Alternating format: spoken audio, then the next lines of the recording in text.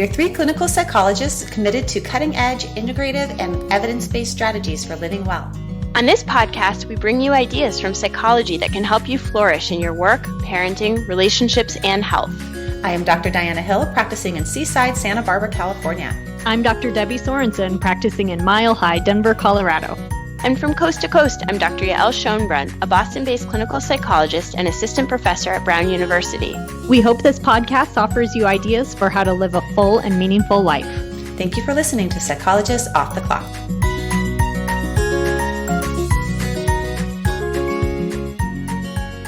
Debbie and I are really excited to announce that Psychologists Off the Clock is partnering with Praxis Continuing Education. And when we think about choosing a sponsor, it's really important for us on this show to choose a sponsor that is aligned with the values of this podcast. If we're going to take your time in listening to a sponsorship, we want it to also be a sponsor that would be meaningful and helpful to you.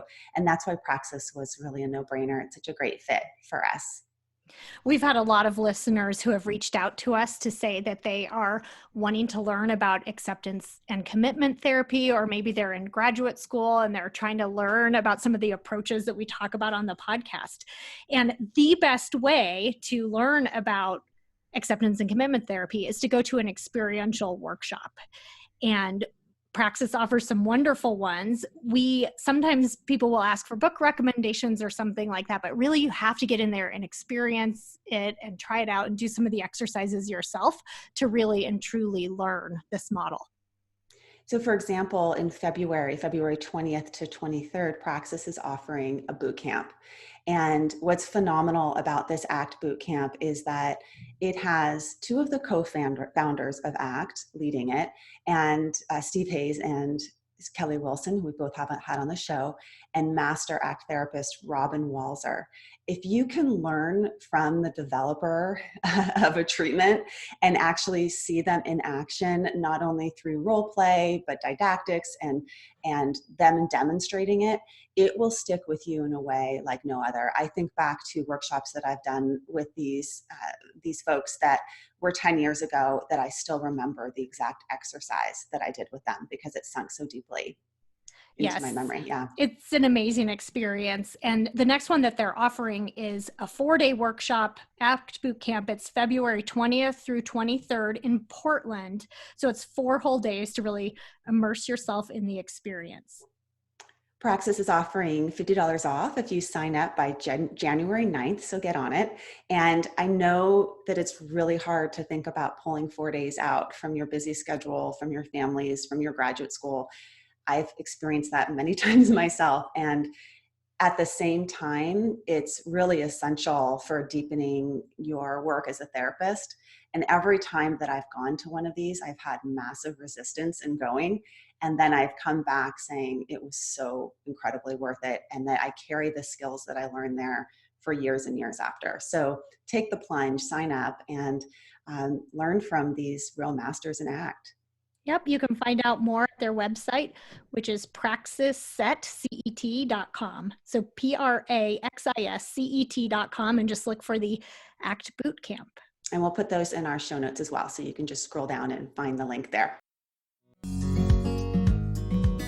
The holidays give us a chance to gather, and we can gather in an inspiring and meaningful way, or we can just gather without any real purpose or reason. And so for the holidays, we wanted to do an episode about how to gather more meaningfully. And when we talk about gatherings, we really mean any time that people come together for any specific reason. And there's so much research in psychology showing that having quality relationships and spending time connecting with people are really important as predictors of health and well-being. So it does matter to take the time and effort that it takes to gather, and it's even better if you can do so with intention and creativity. And as we were preparing to talk about this episode, we were thinking through some of the many different forms of gathering. So you might think about parties and celebrations. Gatherings can also mean just getting together with smaller groups of friends or family, coworkers. It can also mean business meetings, conferences, classes, and even group therapy is a type of gathering. And we're going to be drawing a lot from the book, The Art of Gathering, How We Meet and Why It Matters by Priya Parker. And in the book, Priya Parker tackles everything from finding purpose in your gatherings to deciding who to invite, how to host with authority, what to do about rules and etiquette, and really how to inspire and awe people in your groups. And as we read the book, we thought a lot about examples of gatherings that Debbie and I have attended, as well as ones that we've created. So we'll be referring to those, as well as the pitfalls that we got into in creating some of them. Yeah. Some of those gatherings have been really life-changing for us as attendees and as hosts. Yes, indeed. And some of the heart of this episode comes from our close mutual friend, Meg McKelvey, who is the person who introduced this book to me. Sometimes we refer to Meg as our wolf pack leader, which is our group of 5 close psychologist friends. You'll hear us talk about some of the gatherings that we've had in this episode. And something I love about Meg is that she's so good at doing this, at gathering people. She brings people together in thoughtful and meaningful ways. So, for example, all of a sudden I'll get a text from her in February inviting me to go camping in June. And I'm kind of like, what? Okay, I'll do it. So it takes that kind of thought. And I think, Diana, she's the one who brought us together. Yes, so a great big gratitude to Meg McKelvey for supporting our gatherings as a group. And she's really at the foundation of this episode and why we're doing it today. So first, let's start with thinking about the purpose of gathering. So for example, Thanksgiving is coming up around the corner. And if you're going to be gathering, your focus could be on creating a really special meal with your family, or it could be having a Friendsgiving, they say, to connect with friends who can't be with their families or don't have families. Could be honoring someone you've lost, or highlighting a theme. For Thanksgiving, a theme that comes to mind is gratitude. Priya Parker argues that really the most important thing to do before forming a gathering is to start with your purpose, to think about why you're gathering. And she encourages us to really look at the big picture purpose and also look underneath for a deeper why to the gathering. And then you want to plan your gathering to fit with this purpose and the outcome that you're hoping for. So if you think about something like the many baby showers that we've all attended, diaper cakes and those games where you put the little safety pin on your shirt. Did you ever play some of those games, Debbie? Yeah, I've done a few. Yeah. Sometimes they can be fun. Sometimes it can be painful. And a lot of times we may be asking, why are we even doing this? And, traditionally baby showers were thrown to help out the family's financial burden. So you're bringing gifts to help them out. But maybe different if the function or the purpose of the baby shower was different than supporting finances. So for example, if the purpose of the baby shower is to support the mother in her birth, or the purpose of the baby shower is to support a couple in becoming new parents, you may design the shower differently. And I'm thinking about baby showers that I've thrown, such as something like a blessing way, where the purpose was really to support the mother in transitioning into motherhood. And because of that purpose, it led to things like bringing a bead to making a birthing bracelet for the mother, and sharing our own experiences with parenting and birthing and passing that on in a circle format. So really looking at the purpose as the foundation to guide everything after what you're going to do in a gathering. Parker argues that something that might get in the way of designing your gathering around purpose is this question that it might arise, sort of a self-critique, which is, who am I to tell other people what to do or to impose my ideas on others? And I think breaking from just the same old tradition can be kind of scary. And Tara Moore talks about this in Playing Big, that sometimes we might wonder if it's okay to do that.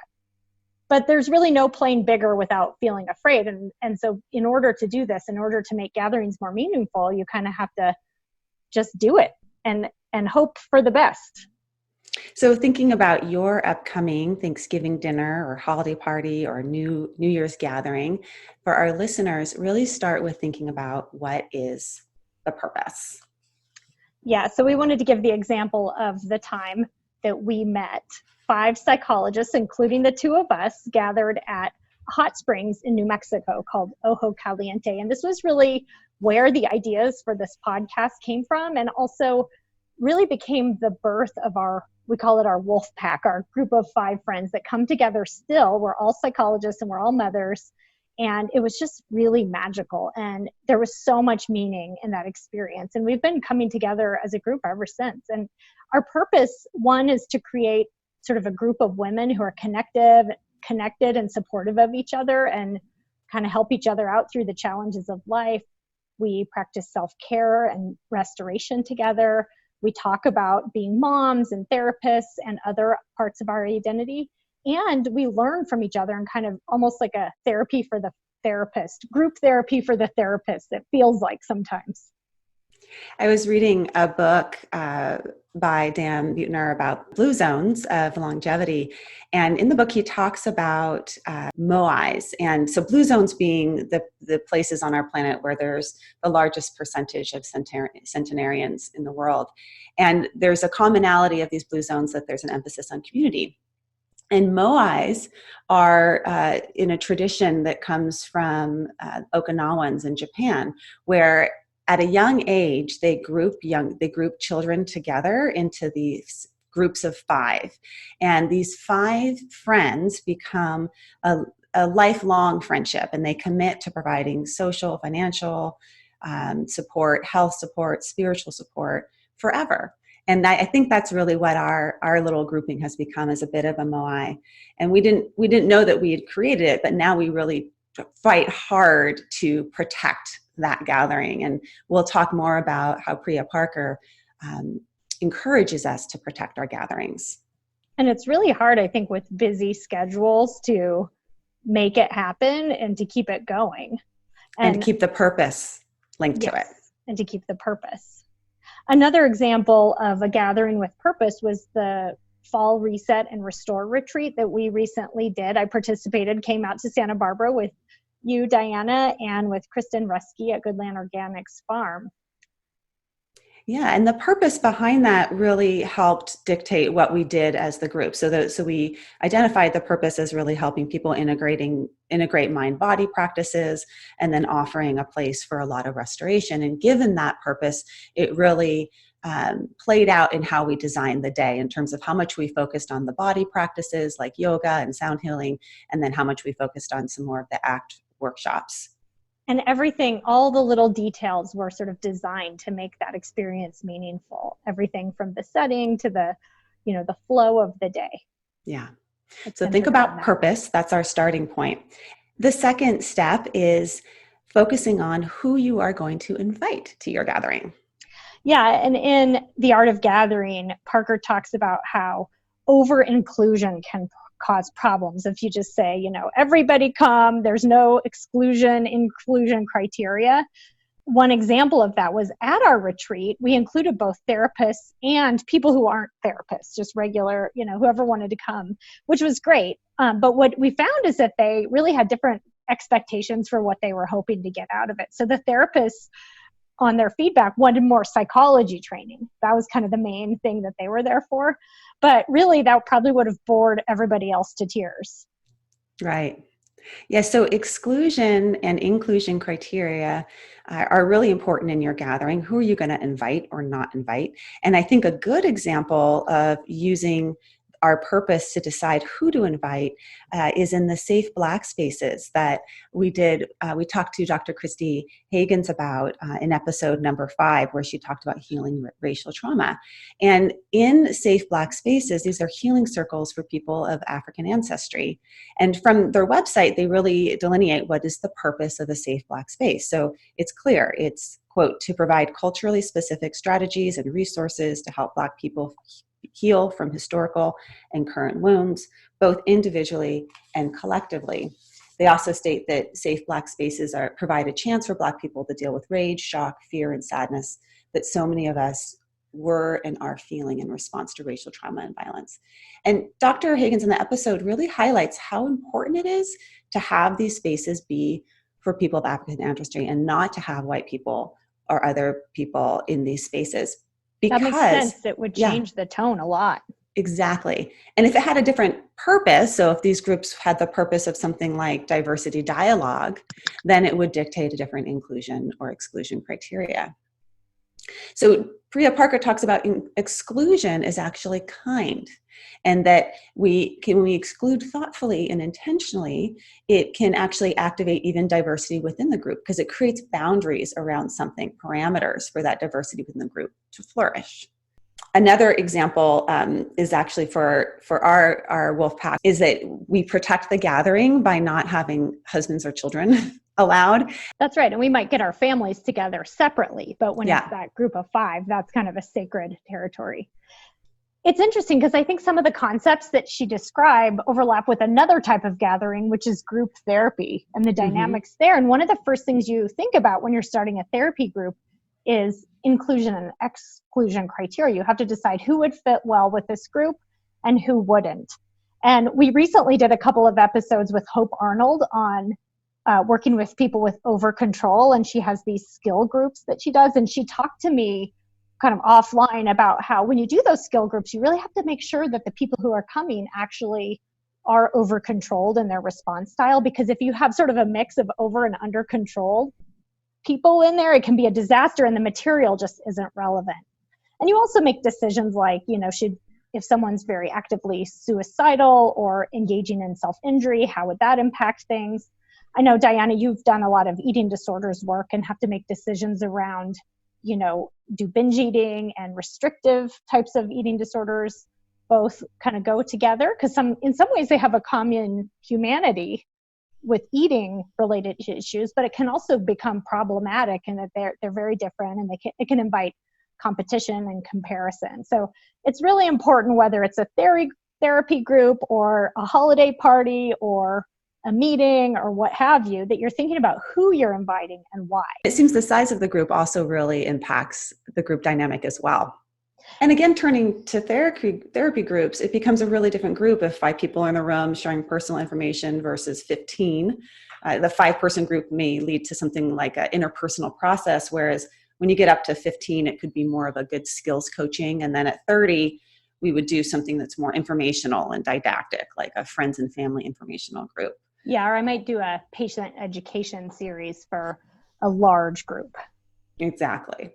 So research on group therapy shows that it can be as effective as individual therapy in treating a number of different concerns, but it may act in different ways than how individual therapy acts. And I think that some of the research into group therapy applies to our gatherings, right? Because it's just a microcosm of people getting together and what happens. And what some of the research shows is that the most effective groups have a common identity and purpose. So that's the first 2 things we just talked about. They also, most effective, has 2 co-leaders.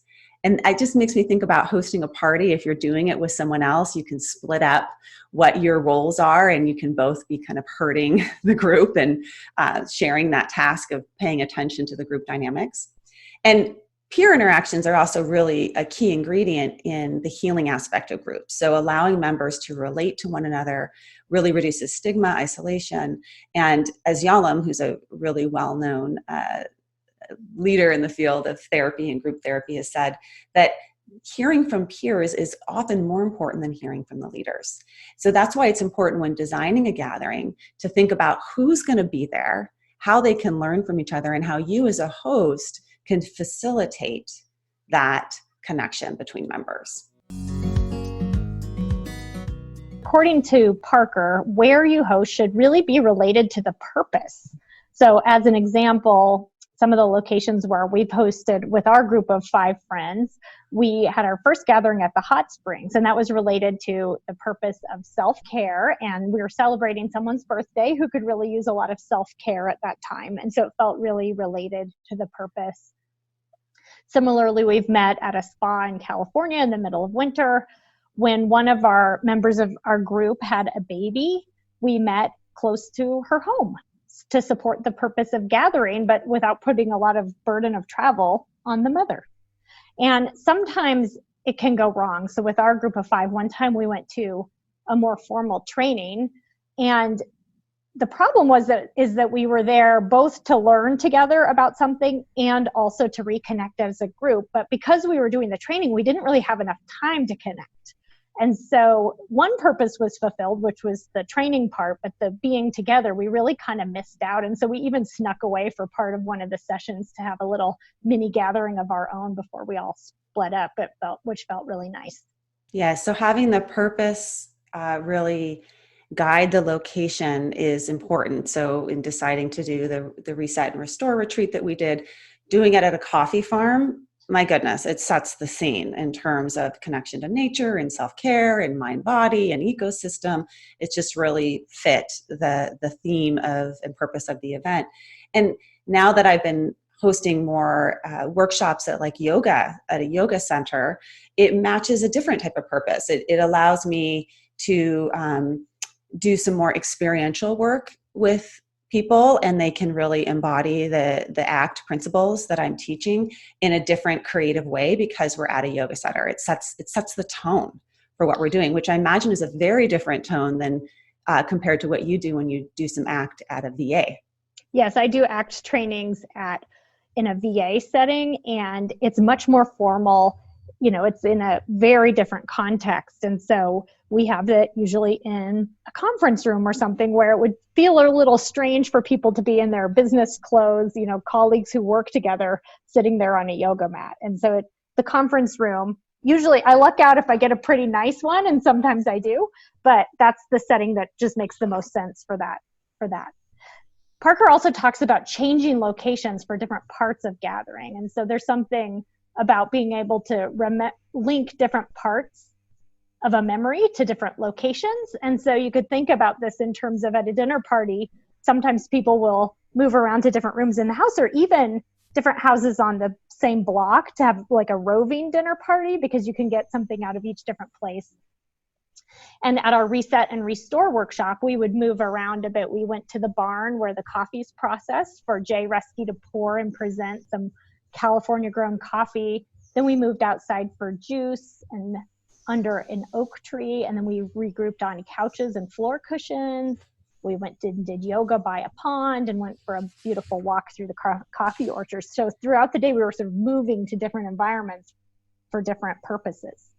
Yeah, our brain wants to organize the information. We're more likely to remember what happened at the event if we move people to different locations and have a purpose behind each location that matches the energy and the intention of what you want to be doing in that space. So step 4 is all about how to host. And Priya Parker doesn't mince her words when she says, don't be a chill host. She talks about hosting sort of like how good therapists talk about parenting, where we think that we're being kind when we're being passive and permissive, but actually it can be harmful to the gathering, and that we need to set clear limits and be authoritative hosts. She really says that passive hosts can leave your guests without sort of an anchor, and they don't feel safe when we're just kind of throwing them out there without any direction. And again, this is similar to group therapy when the facilitator doesn't step in when there's a problem or kind of redirect when someone is taking up too much space. Nobody quite feels safe in that room. And what Parker says is that your guest will take over the authority if you don't. And the ones that take over may not be the ones that you really want taking over. So beware of that. And I think we've all had the experience of being at a work meeting or a dinner party or a meeting or a back to school night or something like that, where someone just won't stop talking. And you really need someone to sort of take command, the teacher or the group leader or the party host or the facilitator to kind of rescue everyone. And one thing she recommends is that you exercise authority at the beginning of an event and that it's an ongoing exercise throughout. I saw a lovely example of this at a party over the summer that I was sort of invited. I was kind of an outsider, invited through a mutual friend, and it was a group of women, and I was brand new to the group. And what the hostess did was that she had some activities planned. She actively sparked some conversations right from the beginning. She just took the lead. She became pretty vulnerable herself. She asked questions. It really helped us get connected really fast, and it set the tone. And what were the activities that she did? Well, first she had us do something where we wrote a fact about ourselves on our name tag. And then people were kind of sitting in different clusters in the backyard. And she just started by introducing herself and told us all to go around and talk about ourselves. Mm-hmm. And then she had us sort of move inside, and she gave away little prizes to people. So it had actually some structure to it, and it Mm-hmm. really helped. Everybody just warmed up immediately, and I was really struck by it. I actually wondered if she had read this book. Mm-hmm. Well, I think also part of good hosting is keeping track of time. And if you have things that you want to happen at your event, you as a host are responsible for moving people from one space to the next. And I think it can be really hard to do that because you may be cutting off conversations, or something feels like it's going well, but you also know this other part is really important. And I've certainly experienced that in workshops where there's been multiple presenters or providers, and I know that I have to cut someone off a little bit early to get them to move on to the next presenter. And it's in the service of knowing that everyone needs, every part of the event deserves the time and space. So that's part of stepping into, I think, your authority as a host. And also, Parker talks about protecting your guests, and that we can set guidelines to do that. So I remember once I went to a restaurant where actually the host that sat us down at the table said, "Hey, why don't you all put your phones in the middle of the table, and the first one who has to pick up their phone, picks up their phone, has to pay the check."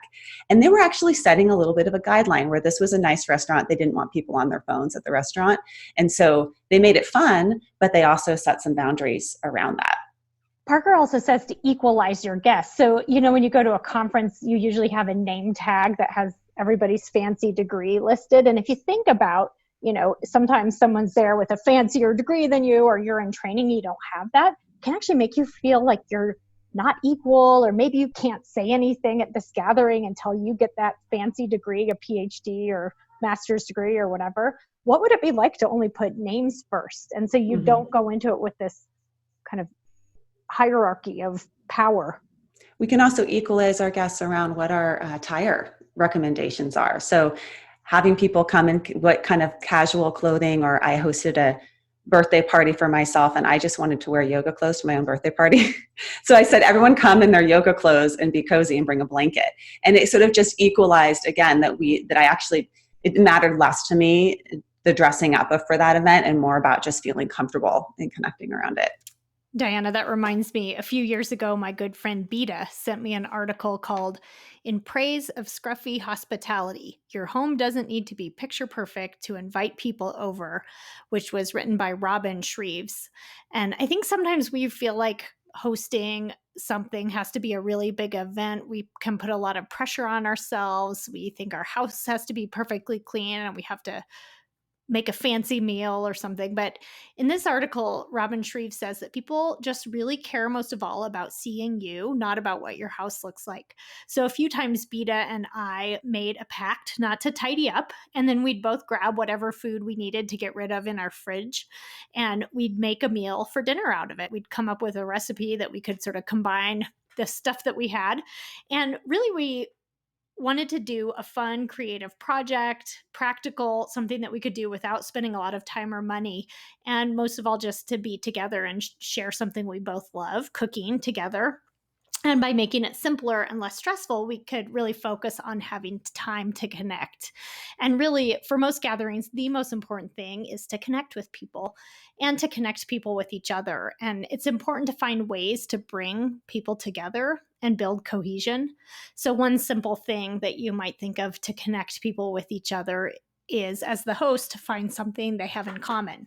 Oh, you're sitting next to each other and you both have an interest in dance, or you both went to Europe over the summer. Give them something to talk about to help them find a way to come together. There's also more formal ways that you can increase group connection and cohesion. And I'm thinking about this retreat that I went on in Peru, where the yoga retreat leader, we would take these long bus rides through the Andes Mountains. And instead of just being on the bus ride where we could all just be on our phones and do our own thing, what she had for all of the bus rides is each one of us, one at a time, stand up at the front of the bus and share a story about ourselves that was instrumental in who we are today. And it was fascinating because people shared their stories about, one woman shared her story about trauma and how it influenced her filmmaking. Another shared a story about skin condition she had as a child and how it influenced her work now with college students. And by the end of many hours of bus riding, we were a really closely connected group because that host stepped up and made a place for us to connect.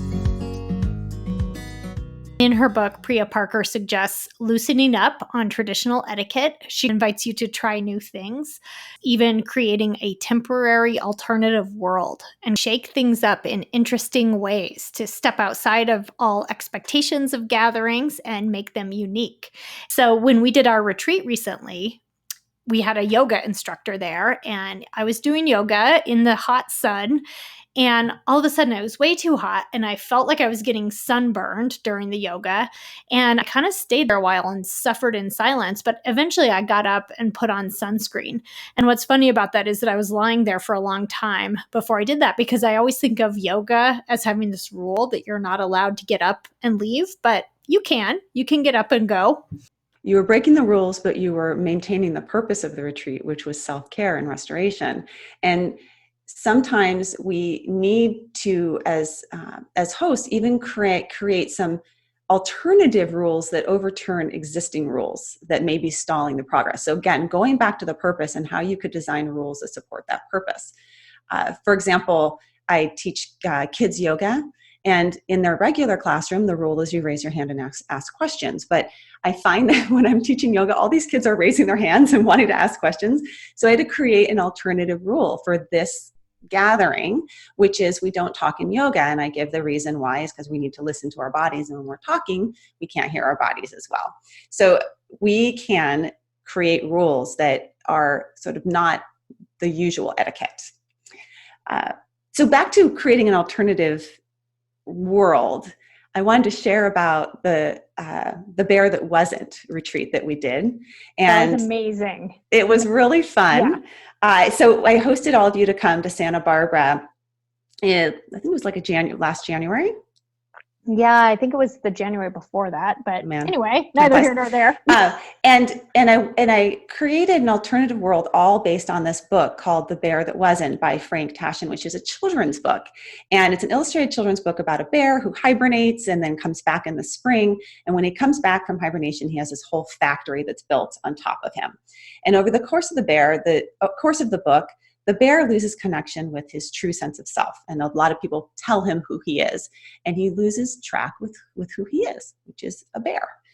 And in the end, he finds his way back again. So we use this book as a myth throughout the whole weekend. And I wanted to create an alternative reality for people arriving so that we followed through the myth. So we did everything from going into our own cave, which was a salt cave in Santa Barbara, to finding, the people and experiences of their life that led to us losing our voice. And we did writing and journaling around it.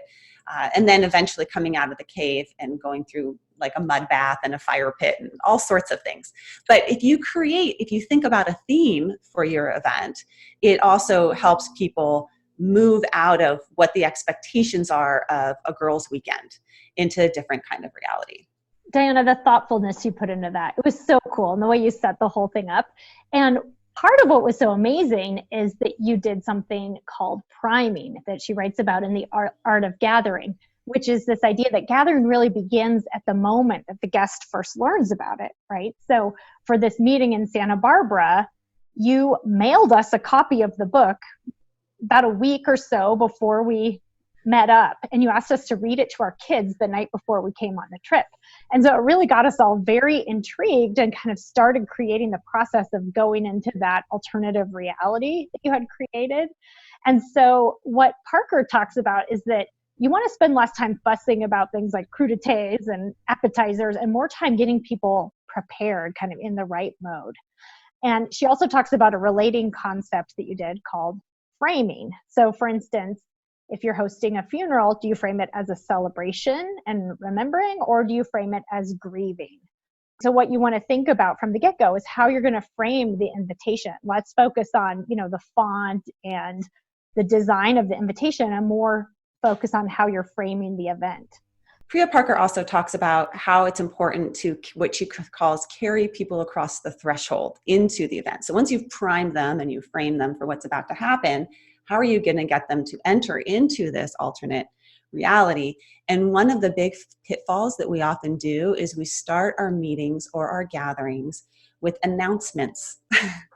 And what it actually really does is it prevents us from creating a transition into what the purpose of that event is. So for example, when we started our retreat, we purposely had people come into the barn where the coffee was discussion was going to be held, and started it by opening with people having a cup of coffee. So that's sort of the launching, getting into this transition of gathering around coffee. And then another important thing that you came up with, Debbie, which was taking people personally down to where they would be finding their location to sit and letting them put their stuff down. And I think that's a really important thing because it creates a sense of home and comfort of knowing this is my place. I love it when I walk into a party and a host has designated a separate room for you to keep your purse, because I always get into the bustle of the party and then the host walks me there and I put my purse down in that separate room and I feel like, okay, here's a little quiet space where my purse lives. I can go visit my purse anytime. As an introvert, I need to visit my purse in that quiet space. So Yeah, I think I don't do that, Diana. Yeah. That's my extroverted nature. I know. Go back to the temperament episode if you want to learn more about introversion and extroversion. But it's important to create this transition for people so they can feel safe in coming into your party. And it's also important because there's a primacy effect, and that what you do in the first 5% and the last 5% of the event is what people are most likely to remember. So if you're up there just giving announcements, you're losing the attention and that primacy of the crowd. I recently hosted a training for teachers. And it was at the end of a busy day, midweek Wednesday, which I used to hate when I was in school. Wednesdays were so hard. Imagine they're even harder for teachers. And the way that I started that event was I actually placed yoga mats in a circle outside, and I had all the teachers just come when they arrived and lie down. So we started the event in a circle, lying down. And this was important because of this idea of transitioning, carrying them over the threshold of standing at the front of a class, talking and being on, into another space, which was for them to receive. And so it made a lot of sense for them to start by lying down with their eyes closed and doing a meditation before we were entering the event. It carries them over the threshold. Open up and let yourself be vulnerable as a way to connect. So Priya Parker really recommends that we turn off our networking pitch. We turn off that desire to put our best foot forward and impress people, put our ego aside, and get people to be vulnerable, to get people to open up really sets a nice tone. And so we have a tradition, our group of 5 friends, which I think is a little embarrassing to admit publicly on a supposedly evidence-based podcast. Not embarrassing at all. I embrace it. You embrace it. I embrace it too, but it's kind of just funny to talk about it out loud in public. So we do these fun tarot cards. They're really fun. We have the latest ones we had were animal spirit cards, where you pull a card and find out your animal spirit card. So instead of making small talk chit chat, we find out our spirit card and we talk about important aspects of our lives and ourselves, and we give feedback to each other. Diana, I was a cobra. And we talked about my cobra shadow side as well as my cobra strengths, and then how I want to maybe prioritize my life a little bit differently to help out my cobra energy. And you were Debbie. Yeah, go ahead. Well, it's a kind of a cool way to open up a conversation about yourself that you might not normally talk about these things. Yeah. I was a unicorn, which I've been bragging about ever since, the magical creature that I am. I've been, every time I sign off on a text, I do a unicorn emoji because I think that's pretty darn funny. But really, I think what's great about doing these tarot cards is that it encourages vulnerability, and it allows for our dark side and our shadows to come forward, so we don't feel as much of this need to impress each other. So we use a card deck called the Osho tarot cards that has dark cards in it, And it's an opportunity for us to talk about some painful aspects of our lives. We use it sometimes as a window into some problems we're having, so it encourages us to share. And as Parker says in the book, we all have shadow material. Yes, it leads to a much, I think, quick way to get deeper. There's a lot of ways to do that. And part of it is stepping in as a host. The level of vulnerability that you show up with, your group will show up with a slightly less level, slightly lower level of vulnerability. So it's up to you to set the tone. And one of the ways that I often set the tone when I'm doing a talk is sharing a personal story. And all of a sudden, and it's usually a personal story that has nothing to do with psychology, but all of a sudden, and then eventually we'll link it to psychology, but all of a sudden people can get into more of a personal space when you do that as a host. And it's really true in therapy groups as well, that when people start to open up and get more vulnerable with each other, that's when the tone shifts to something that's much richer and deeper. Yeah. I hosted a New Year's gathering, and when people arrived, I had out on my table this beautiful joss paper that I like to use at my workshops. It comes from Chinese money, and it has some metal kind of overlay in it. It's very pretty. And I had people write down 3 things. One thing that they completed this year, one thing that they would like to create in the coming year, and then one thing that remains unfinished. And just let them kind of, as they arrive, they're eating, and just tell them there's a little task for you at this table.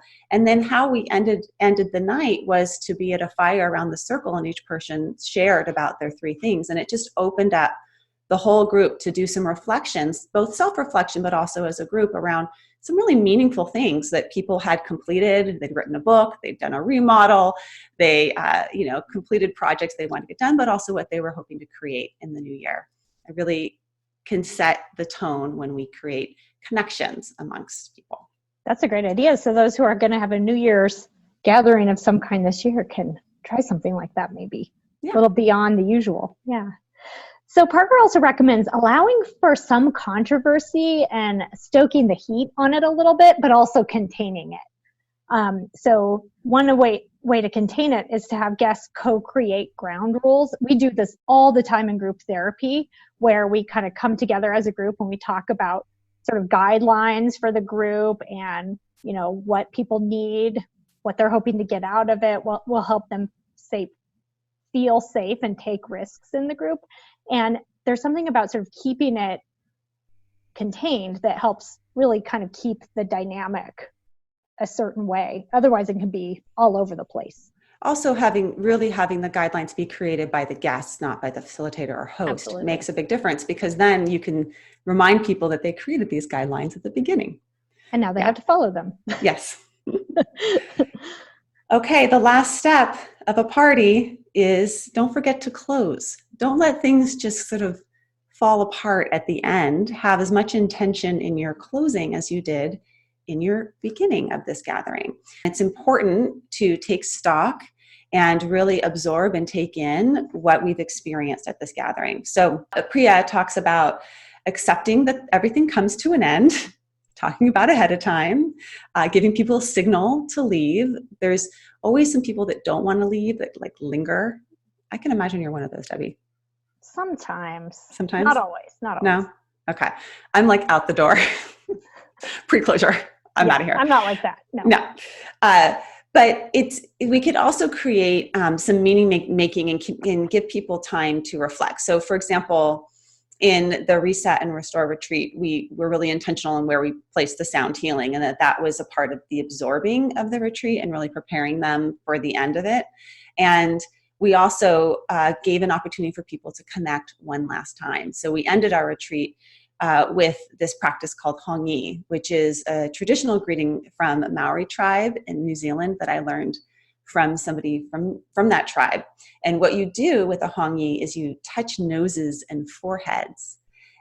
It's very different than a handshake. It really is interesting to note that we started a day with a lot of people, nobody really knowing anyone. And by the end of the day, we were able to close by touching noses. So it's an indicator of the intimacy and connection that was created in just, a few hours together. You also want to prepare your guests for re-entry into normal life, into the real world. Sometimes it can be a bit of a shock to go from a meaningful gathering just back to daily life. So you want to ask them questions like, how are you feeling? What are some of the issues you think you might face moving forward? I do this with my VA trainings. I do consultation groups in acceptance and commitment therapy that last 6 months. And on the final meeting, I recently adopted a practice where I do an exercise where we spend some time reflecting back on the whole 6 months of working together and sort of the ups and downs of what we've learned. And then I end by talking about what people want to take with them moving forward. So in the service of absorbing the material and preparing for the ending of this podcast, we really want to encourage you to continue to meet with groups of people. And in doing so, whether they're scruffy or maybe awe-inspiring, make them meaningful and take a look at Priya Parker's beautiful book, The Art of Gathering. And happy holidays, everyone. Thank you for listening to Psychologists Off the Clock. You can find us on iTunes, Facebook, and Twitter. This podcast is for informational and entertainment purposes only and is not meant to be a substitute for mental health treatment. If you are having a mental health emergency, please dial 911. If you're looking for mental health treatment, please visit the resources on our webpage. Our website is www.offtheclockpsych.com. That's www.offtheclockpsych.com.